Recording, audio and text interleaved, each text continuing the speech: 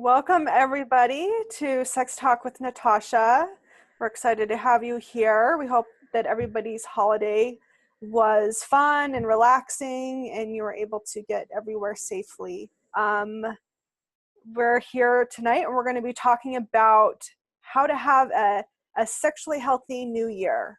We're really excited. Natasha, do you want to say anything before I jump into the format and announcements or anything?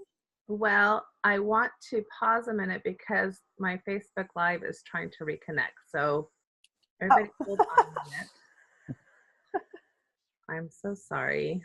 But I'm not even sure I'm going to post that because that was just lame. And I'm going to get off of my Wi-Fi for my phone. I don't know why. I need to figure out my Wi-Fi. All right. Just turn that off and try to do it. Data roaming. All right, I'm going to start the live video and I'll just ask you or Michael to add the Patreon link to it. Yep, I'll do that right as you start it. Okay. And I think we're on. All right, now we're ready. There we go. All right, welcome everybody to Sex Talk with Natasha. Here we are once again for our live Q&A session. We're really excited for tonight's topic. We have a great guest with us and we're excited to just kind of dive in. For those of you that are new to Sex Talk with Natasha, how it works is we have the first 20 minutes. Natasha will give us some education on our live topic. And tonight's topic obviously is about how to lead a sexually healthy year. And she's going to give us some great tips for that. That'll be about 20 minutes. And those of us on Facebook will be able to participate with that. After that, we're going to cut the Facebook feed off and encourage everybody to head over to Patreon, where we will have the remaining feed going live. Go to patreon.com/sextalkwithnatasha. Go ahead and check out the different levels there. And then at that our guest and then we'll do that for about 20 minutes. And then the last 20 minutes we'll leave open to our patrons, I should say. For those of you that are new to Sex Talk with Natasha, this is a cost-effective way to get started with learning about healthy sexuality. Certified sex therapists can be really pricey. And so this is just to help you start on that journey. You'll get access to this show, which is weekly live Q&As. Natasha does weekly blog posts, homework assignments, online courses, the community, lots of great stuff on Patreon. So please go check it out. Again, that's patreon.com/sextalkwithnatasha. And if anybody's interested in seeing Natasha professionally, you can visit her online practice, Symmetry Solutions. You can find that at symmetrysols.com. So we're excited. So let's just go ahead and jump right in. Natasha? All right. Thank you, Ashley, for all of that intro. Welcome to Sex Talk with Natasha. So happy to be with you tonight. It's our first live session of the year. So we thought it would be somewhat apropos to focus on what a lot of people are focusing on at this time of year, which is resolutions and ideas for how we're going to live the coming year, goals we might have, etc. And some people, of course, hate resolutions and want to poo-poo all that because it's a lot of pressure, and I'm totally supportive of either way you want to go. But regardless, I think the goal of healthy sexuality is one that pretty much everybody can, probably get around in one way or another. And these concepts that we'll be sharing tonight are really helpful whether you're single, whether you're married, whether you're in a long-term relationship, short-term relationship, monogamous relationship, polyamorous, open, non-monogamy. There's all kinds of relationships out there, all of which include some sense of our sexuality. So even for those who might orient themselves as asexual, that's still a relationship you're having with your sexuality. So how do we do that in healthy and sex positive ways? And that's what we're here to talk about tonight. So I'm gonna try to organize my thoughts in about 5 bullet points, which will be very difficult for this topic because I feel like we could probably take each one of these bullet points and make it its own topic, and maybe we might do that depending on what your interest is. But the first one I want to talk about is this idea of intentionality and ownership. So this would be the sense of I am going to intentionally think about and even have goals around my sexuality, and not just allow it to be something that kind of floats in my background. And maybe I'll think about it when I'm already in bed or making sexual decisions. This is something that we want to think about outside of those moments when we're maybe already doing sexual behaviors, and think about, what is my sexuality about? Am I content with my sexuality? Am I happy with the relationships I'm having with others in sexual ways? And am I also happy with the way that I think of myself personally in a sexual manner? So this is what I'm kind of addressing under those words, intentionality and ownership. Can I own who I am as a sexual being? Do I see myself as a sexual being? If so, what does that mean? What does that look like? What are my values? What are my intents? Many, many aspects that can go into just those 2 words of intentionality and ownership. So that's one concept I just want to throw out there. The second one I think that's really important is, what meaning do we attribute to our sexuality? And this one gets a little trickier because oftentimes we have a lot of ideas about what successful sex should look like. And so if we have the kind of idea that, boy, every time I have sex, I should have an orgasm, or it should be, kind of with music and candle lights in the background, or it should be in a certain setting, or it should be with a certain person, or certain things should happen. A lot of shoulds. You know what they say about shitting on yourself. And so a really quick, the meaning can become almost more important than the experience. And when we have a lot of expectations around meaning, then it can oftentimes erode the quality of the sexual experience itself. And so one of the things that we might get into a little bit more in an online course that I'll offer is, how do we address meaning and sexuality?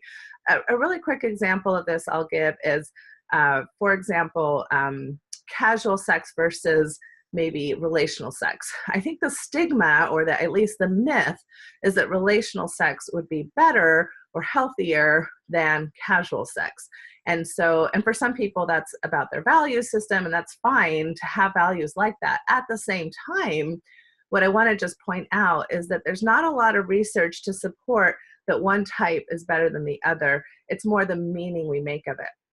So if you have, for example, a college-age student who believes and makes meaning that the first time they have a sexual encounter, it should be with somebody whom they really love and whom they're committed to, and if they don't do that, then somehow the experience will be robbed, and that they'll be emotionally problematic, and that they'll deal with depression and all those. A lot of those things can become self-fulfilling prophecies. And so the meaning attributed to an experience, if it doesn't follow those expectations, can all of a sudden create kind of the background, the narrative of that experience, versus somebody else who might have the meaning be, well, I want to be careful and responsible around sexual relationships that I have. I'm not sure it has to be in a committed relationship. Maybe I'd like for it to be, but if it's not the end of the world. I'll use it as a learning experience. Very different meaning attributed to kind of the same behavior. So meaning really matters. What do we think about what's going on in our sexual experiences? And I think as we go on in our new year, how do we adopt positive, sex positive, self-grace types of meanings to whatever sexual experiences we have, whether it's a low libido, high libido partnership, whether you're dealing with different erotic tastes in a partnership, whether you're maybe single and wishing you had more sexual experiences than you're currently having. A lot of these have a lot of meaning that is what's kind of the baggage that you're carrying with you. The third point I want to talk about as far as dealing with sexuality in a healthy way is, how do you consider the responsibility to self and to others? And so this gets tricky because a lot of times the I guess the desires and wants and concerns of another person are different from our own desires and wants and concerns.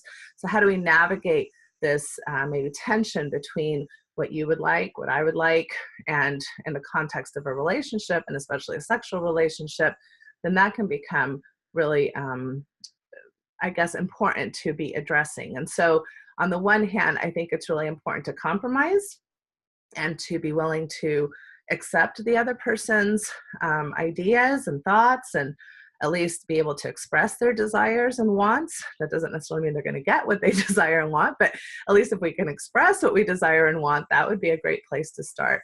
And sometimes maybe we might even step into an uncomfortable zone to maybe meet the needs of our partners, and that in the right context can be done in a very healthy way. On the other side of that coin, if people are selling themselves short, feeling coerced or manipulated or guilt-driven if they don't perform in a certain way, then all of a sudden you're having to look at your own self-care and being responsible to yourself as far as how you're being able to manage yourself in the sexual relationship that you're in. So that's an important kind of thing to be thinking about as you think about your sexual health for 2018. Number 4 thing I'd like to talk about, and this is one that we'll definitely make an entire session around, is healing from not only sexual trauma, but I would say also sexual shame. So many of us have sexual trauma in our histories. So whether it's sexual assault or incest or uncomfortable situations that we've had in the past, as we've seen through the Me Too movement, it's a very high number. Specifically for women, but men also, and especially gay men and transgender folks, and lots of different people who are in different situations have all kinds of stories where there was either chronic, so ongoing sexual trauma, or possibly acute one-time events, but that still had an impact and left this kind of bitter taste. And this goes back to meaning. So if the meaning of that trauma carries a lot of significance, then a lot of people can find that even in desired relationships, even in relationships that they're trying to experience pleasure and commitment and sexuality, these kinds of memories or past issues start coming up. So if that's an issue for anybody, then I would really recommend prioritizing yourself and your sexual health and being able to get the professional help needed. For some people, sometimes self-help books might be enough, and I'll probably link to a few of those in the resource section on the subscribers list. But for many, it's a little bit more complex than just going through a self-help book, and professional help can be really beneficial. Regardless of whether or not you've been traumatized through a specific sexual action, I would say most of us are dealing with sexual shame. And so that's just maybe more cultural messages, media messages, religious messages, family messages that we all grew up with. And that's a very heavy thing that, again, can get in the way of the pleasure and the experiences that we're wanting and how to make our relationships really vibrant in the sexual and sensual fields. So those are things that I think, again, would be really great to kind of, rate yourself on. Is this something that I think I struggle with? And is this something that maybe I could find ways to address if those are things I'm interested in bettering in my life? And then the last point I want to make, which we tend to forget a lot when we're talking about sexuality, is pleasure. Like, pleasure needs to be our most favorite word. So let's use that word a lot. Are we being pleasure focused? So much, I think, of sexuality is performance focused. Do I look a certain way? Is it the right atmosphere? Is it the right time? Am I doing it right? Am I having an orgasm when I should? Is my partner having an orgasm when they should? So it's almost like we're having this background noise constantly playing in our heads instead of being mindful and in the moment and allowing our bodies and our psyches and our just kind of entire systems enjoy the process of sexuality. And sometimes that takes really some skill or some, again, mindful ways of addressing that, because it's very easy to at times either go to the grocery list, so that's one type of distraction, or go to other distractions which are more like deprecating, like I'm not sexy enough, I'm not doing it right, is my partner happy? Instead of really either voicing those things during the lovemaking, so that that's a conversation that's happening throughout the experience, which can actually be very erotic, or it something that we can talk about even outside of the bedroom, so that we're having discussions around ways that we're hoping we are meeting each other's needs and being good lovers to one another. I think that's a lot of times we avoid those types of conversations outside of the bedroom, where we should be having quite a bit of them. So those are very brief kind of discussion over some basic sexual tips that I would say would be great for you to consider for 2018 as you consider developing yourself. I think, I just want to point out that for me, sexuality is a journey. It's not something that we ever kind of achieve. It's not like one day we become a good lover and one day we're not, one day we are. It's more like this ongoing experience, depending on your partnerships at the time, depending on your own developmental state, depending on your own stressors in your life, depending on also your own health and age and all kinds of factors. Sexuality is a journey, and it's an ongoing one, and it should be a lifelong one that we can hopefully enjoy. Again, if you have that meaning of it being a journey and not a race or a contest, and having it be focused on pleasure, it can be much more enjoyable than if you're having all these missed expectations and being really hard on yourself or your partner or partners. So those are my initial thoughts about this topic. Where are we at on time, Ashley? Perfect. It's 20 after, so it's perfect timing every time. You just know how to do it perfectly. So this is great. So what we're going to go ahead and do, guys, is cut off the Facebook feed, but we're going to finish the conversation over on Patreon. So head over to patreon.com/Sex Talk with Natasha. We want to hear your questions. Go ahead and direct message us there. If you prefer to be more anonymous, send us an email at sextalkwithnatasha@gmail.com. However you want to ask your questions, we want to hear from you. And yeah, we'll see you over in Patreon. Thanks, Ashley. Bye, everybody. Hopefully we'll see you over there.